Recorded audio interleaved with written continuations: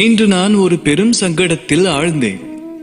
வெகு நேரமாக பாலை கடைகிறேன், எனினும் இதனின்று வெண்ணெயானது பெருகவில்லையே. முடிந்ததா?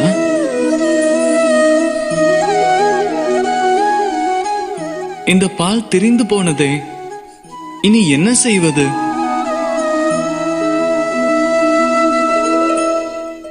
அசாத்தியத்தை சாத்தியமாக்கும் பிரயத்தனத்தினில் நான் ஈடுபடுவதேன் என தோன்றுகிறதா?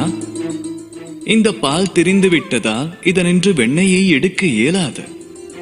ஆகட்டும், தாம் இவ்வுண்மையை அறிந்திருப்பது நல்லதே.